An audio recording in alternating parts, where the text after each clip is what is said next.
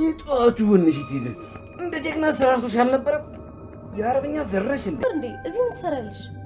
ቃል ደስ የሚል ዜና ልንገርሽ። እናቴ እኮ መጣች። በእሱ አስፈራርተው ነበር ከስራ ላይ ያባረሩኝ የነበረው። እኔ ምን አገባኝ? ያንቺ እናት መጣች አልመጣች እኔ ጋር የሚፈይደው ነገር አለ? ቆይ ስፈልጊም ትሄጂበት ወይ ደግሞ ስፈልጊም የምመጭበት ይሄ አረቅ ብለህ ነው የምታስበው? ማን ስለሆንክ ነው እናቴን አግተህ የምታሰቃያት?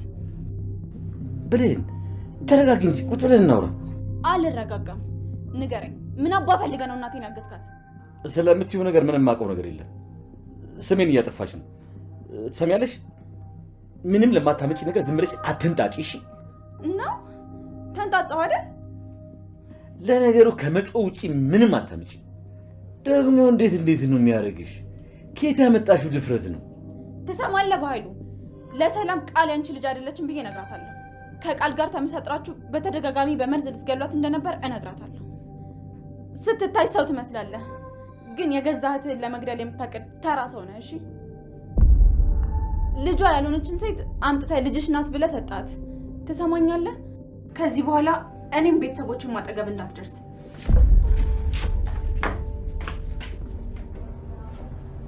እቺ ልጅ እንዲህ ጀግና ነች እንዴ? ደስ ስትል በፈጣሪ በጣም ነው የተመቸችኝ። ምን አልክ አንተ ደደብ? ቱባይዱ ብሌንን መግደል ይፈልጋል። ምክንያቱም ደግሞ ሚስጥሮችን ሁሉ አውቃብኛለች ብሎ ስለፈራ ነው። ነገር ግን ከዛ በፊት ግን ቃል የእሱን ሚስጥር እንደያዘች እሱ አያውቅም። ብሌን የቱባይሉን ቃል ማለት ነው የቱባይሉን ሚስጥር ይዛ በጣም ለብዙ ሰው በገንዘብ እያከፋፈለች ትገኛለች።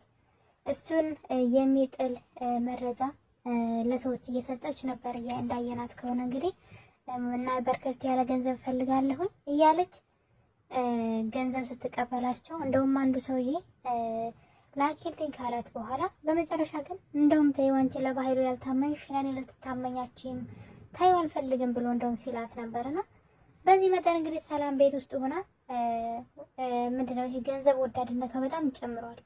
በነገራችን ላይ አቶ ባህሉ ቃል ሲመርጣት ለዚህ ስራ በጣም ስግብግብና ገንዘብ የምትወድ ለሰው የማትራራ ጨካኝ ልጅ ትሁን ብሎ ነበር። ያው እንግዲህ በመጨረሻ ለራሱ ነው ስለቱን መሰለለት እንጂ ምናልባት ለጊዜው ብሌንና ሰላም እንደታለያያቸው ለጊዜው ልትጎዳቸው ትችላለች። ግን መጨረሻ ላይ ግን ጉድጓድ የምትከተው እሱን ራሱን ነው እንደመረጣት ማለት ነውና እንግዲህ ቃል ብሌን ከቤት ከወጣች በኋላ እናትየዋ ወደ ክላሷ በመሄድ እባክሽ ብሌንን መልሻት እምቢ ብላኝ እየሄደች ነው ስትላት ቃል በጣም ደስ አላት። እንዴ እኔስ የምፈልገው ይሄን አይደል እንዴ ለምንድን ነው መመለሳት በማለት አይ እሷ ካልፈለገች ተያት እናቴ ሌላ ሰራተኛ እናመጣለን ብላ ነገሩን እንዳትመልሳት ወደዛ ቤት ለማድረግ ብትሞክርም ሰላም ግን እባክሽ ልጄ ብላ ስትለምናት እያየን ነበረ። እናም በዚህ ማል ያሉ እንግዲህ ብሌን የቤቱን በር ከፍታ ስትወጣ ነበረ እናቷ በር ላይ ቆማ ያገኘቻት። በነገራችን ላይ በመጀመሪያ ስትከፍተው በሩን ለፊት ያየችው ሰው ባህሉ ነበር የመሰለኝ። ለምን መኪና በር ላይ ይጠብቅሻል። አስቡት እንግዲህ ከከተማው ከዛ ከአካባቢው አርቆ የማታውቀው ቦታ ሊወስዳት ነው የሚፈልገው፣ ሊያባረራት ድጋሚ ወደዚህ ዞር ብላ እንዳትመጣና እሱ በሰላም የሷን እናት ህይወት ሊያበላሽ ማለት ነውና እንግዲህ በር ላይ ይጠብቅሻል የተባለው መኪና በሩ ሲከፈት ግን ዳግም ከዛ ቀደም ብሎ መረጃ ስለሰማ በፍጥነት በመሄድ የብሌን እናት ከታገተችበት ይፈታትና ብሌን አደጋ ላይ ናት፣ ቶሎ ብለን ካልደረስንላት ወደማታውቀው ሀገር በመኪና ይዘዋት ሊሄዱ ነው፣ ስለዚህ ቶሎ እንድረስላት በማለት በፍጥነት እንግዲህ ወደ ሰላም ቤት ሄዱና ገነት እናቷና ዳግም ብሌንን ያድኗታል ማለት ነው። እናም ብሌን እንግዲህ ሰላምን ይቅርታ ጠይቃ ወደ ስራ ተመልሳ ነበረ። ይሄ ነገር ቃል በጣም አናዷታል። በእናቷ በጣም ተበሳጨች። ብሌን እዛ ቤት ስታያት ምን ትሰሪያለሽ አንቺ ሄደሻል ነበር ትላታለች። ብሌንም ቃልዬ ደስ የሚል ነገር ልንገርሽ አለቻት። እናቴ እኮ ተለቅቄ ስትላት ስለ አንቺ እናትን የምናገባኝ እዚህ ቤት ምን ትሰሪያለሽ? ወተሽ የምትመለሽበት ይሄ እኮ መጠጥ ቤት አራቂ ቤት አይደለም እያለች እንግዲህ ክፉ ደግ ክፉ ቃላቶችን ስትናገራት ነበረ። እትዬ ፈቅዳልኝ ነው ስትላት ነበረ። በፍጥነት ሰላም እየሮጠች ትሄድና እንዴት ለምን መለሻት ብላ እንግዲህ እናቷ ላይ ስትጮህባት ምናምን ያየን ነው። እና እናትየዋ ግራ ገባት። ምን ችግር አለው ምትላት ልጅቷ መጥፎና ተንኮለኛ ናት፣ ተንኮል ልትሰራ ነው እዚህ ቤት የተመለሰችው፣ አትፍቀጅላት በማለት ከእናቷ ጋር ሰጣ ገባ ስትገባ ሰላም ግራ ገባት። እንደ እኔ እኮ እናትሽ ነኝ አክብሪኝ አለቻት ቢቸግራት። አንቺ እኔን ከአንዲት ሰራተኛ ጋር እኩል እያደረግሽኝ እንዴት ብዬ ላክብርሽ? እሷ ከኔ በልጣብሽ አይደለው እያለች እንግዲህ ሰላም ስታንገበግባት ያየ ነው። ቶሎ አባሪያት ወይኔ ወይ እሷን መራጭም ስትል ነበር። ወይ ጉድ! ምንድነው የሚባለው? ጊዜ የሰጠው ቅል ድንጋይ ይሰብራል ይባላል። እሷ ጊዜ ሰጥቷት በብሌን ህይወት ውስጥ ገብታ እየኖረች፣ ይሄ ህይወት ለብሌን የሚገባት ህይወት ነው። ለብሌን የሚገባትን ህይወት እሷ እየኖረችው ደግሞ በዛ ላይ ጥጋቧ ነው የገረመኝና ትንሽ ጸባይዋን እንኳን ብታስተካከል የምትፈልገውን ነገር ለመውሰድ ጸባይዋን ብታስተካከል ጥሩ ነበር። ነገር ግን ጸባይዋን ባለማስተካከሏ ምክንያት በቅርቡ እውነቱ ይወጣል ማለት ነው። ራሷ ስትደነባበር ለምንድን ነው ግን ሰው እንዴት እኔ ግራ ገብቶኝ ላይ እውነቴን ነው የምላችሁ። የምትፈልጉትን ነገር ለማግኘት እኮ የሆነ ሰዎች አይታችሁ ከሆነ ክፋት ሲሰሩ ወይ ከእናንተ የሚፈልጉትን ነገር ለመውሰድ ምንድን ነው አማርኛው ጠፋብኝ፣ ለስለስ ብለው ማለት ነው። በቃ ለስለስ ብለው ጥሩ ሰው ሆነው ምናምን ከእናንተ ጋር ተመሳስለው ነው የሚኖሩት የሚፈልጉትን ነገር ለማግኘት። ይችኛዋ ግን እንደዛ አይደለም፣ በቅናት ልትሞት ነው። ብሌን የትም ቦታ ብትሆን ለሰላም ለመንገር አታስብ። በስልክ ይነገራል፣ በምንም ትነግራታለች። ቤት ስላለች አይደለምና ጸባዩን አሳምራ ብሌንን በፍቅር ብትይዛት ጥሩ ነበረ። ቃል ግን እንደዛ እያደረገች አይደለም። ጭራሽ አሁን ላይ ብሌንን አይንሽን ላፈር እዚህ ቤት እንዳላይሽ እያለች ብሌን ላይ መዛት ጀምራለች። እና እንግዲህ ይህን ነገር በዚህ እንዳለ ብሌን ወደ እናቷ ቤት እናቷን ለማየት ትሄዳለች። እናም በር ላይ ስትደርስ ነበረ ዳግም ከብሌን ቀድሞ ወደ ብሌን እናት ቤት ሄዶ ነበረና ከሄደ በኋላ እግሯ ስር ተደፍቶ ይቅር በይኝ፣ አሳስተውኝና አስፈራርተውኝ ነው በእናቴ አቶ በኃይሉ ነው እንዳግትሽ ያደረገኝ ሲል ነበረ። ብሌን በር ላይ ሆና የሰማችው ወሬውን እና ብሌን እንግዲህ በንዴት ነበረ ወደ አቶ በኃይሉ ቢሮ ወደሚሰራበት ትሄዳለች። ያ ታሬ የሚባለው እንግዲህ ተላላኪው ብሌንንም እናቷንም ለመግደል ከአንዴም 2 ጊዜ ሞክሮ ነበር አይደለ? እሱ ሰውዬ ነበር አብሮና እና ብሌን እንግዲህ ትሄድና አቶ በኃይሉን አንተ ማን ስለሆንክ ነው የኔን እናት የምታግታት በማለት ታስፈራራዋለች። እሱም ፈራ። ያቺ ሕፃን ልጅ እንዴት እንደዚህ ልታረግ ቻለች ብሎ ፈራት። እናም እንግዲህ ምን ታመጫለሽ ጩኸሽ ነው ምናምን የምትቀሪው ምናምን አይነት ነገር ሲላት፣ እሷ ግን ጠብቀኝ፣ ሚስጥርህን ሁሉ ለእህትህ እነግርልሃለሁ፣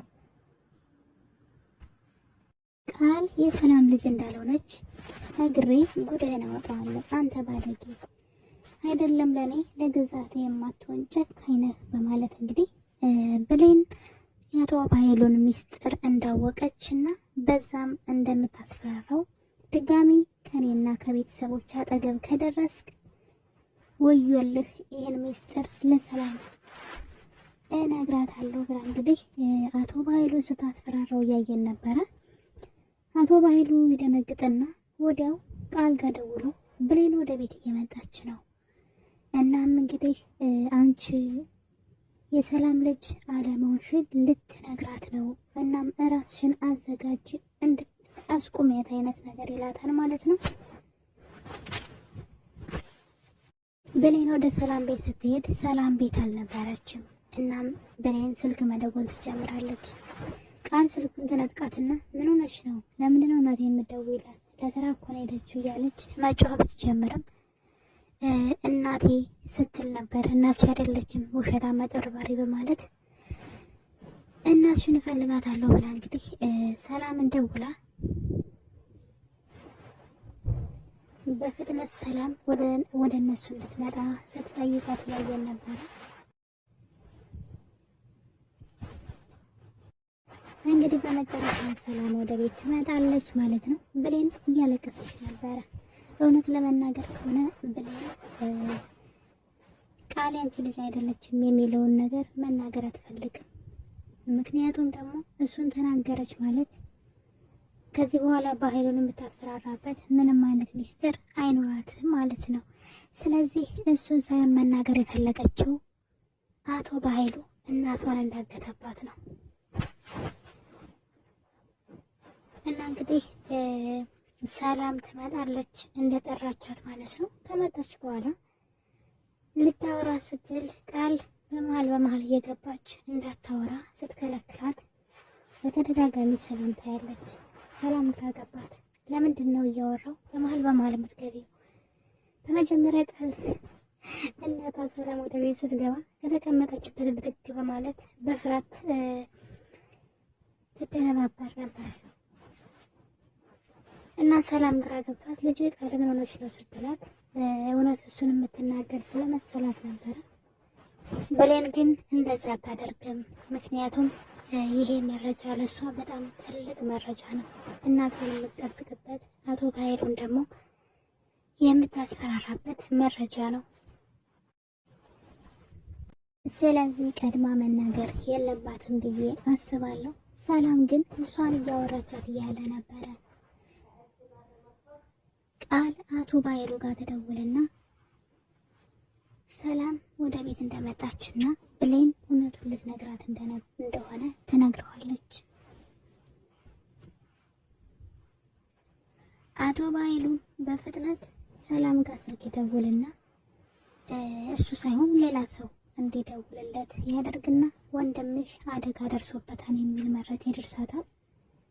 ሰላምን በድንጋጤ እንግዲህ እንኳን ልታወራት የያዘችውን ጥላ እየሮጠች ከቤት ወጥታ ሄዳለች። ስለዚህ የነገር ወጥመድ ነው፣ ሆን ተብሎ ነበረ። ሰላም ከቤት እንድትወጣ ስለተፈለገ ነው። ምክንያቱም ደግሞ ብሌንን ሊጎዷት ስለፈለጉ ሰላም ወደው በራ ከቤት ትወጣለች። ሰዓቱ መሽቶ ስለነበረ ቃል ደግሞ ሌሊት ላይ ትነሳና በሩን ትከፍታለች። አቶ በኃይሉና ታሬ ወደ ሰላም ቤት በሌሊት ይመጣሉ። ብሌን ተኝታ እንቅልፍ ይዟት ስለነበረ ወደ ክፍሏ ይገቡና ብሌንን በተኛችበት ልክ ቀና ስትል አቶ በኃይሉ ነበረ። እናም እንግዲህ አፍኖ ሊገላት እየታገለ ይገኛል። ብሌንን መቼም አይገላትም። የሆነ ሰው ምናልባትም ዳግም ሊደርስላት ይችላል ብዬ አስባለሁ። ሰላም ቤት ያለች አይመስለኝም።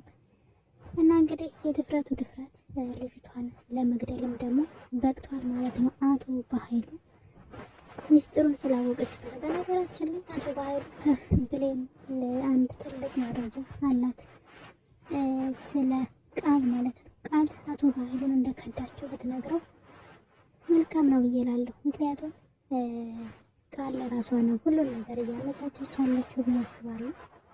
የአቶ በኃይሉን ፋይል ይዛ አቶ በኃይሉ አሁን ላይ ነገሮችን እንዲያመቻችላት ብሌንን እንዲያስወግድላት የሰላም ንብረት ደግሞ በስሟ እንዲሆን እንዲያግዛት ትፈልጋለች። ብቻዋን ማድረግ ስለማትችል እና እንግዲህ የሰላምን ንብረት በእጇ ካስገባች በኋላ እጇ ላይ ያለውን የአቶ በኃይሉን ወንጀል ፋይሎች ማለት ነው ለፖሊስ በመስጠት አቶ በኃይሉ ወደ እስር ቤት እንዲገባ ካደረገች በኋላ ንብረቱ ሁሉ የእሷ የግሏ እንዲሆን ነው ሀሳቧ። ይህ ሚስጥሯን ግን አንዲት ጓደኛ ወደዛ ቤት መታ እንግዲህ ብሌን የሰማች ቀን ማለት ነው አንዷ ጓደኛ ከሳባ ጋር ጎዳና ላይ አብራት የምትኖር ጓደኛዋ ወደዛ ቤት ስትመጣ ይህን እቅዷን ስታወራ ሰምታት ነበር።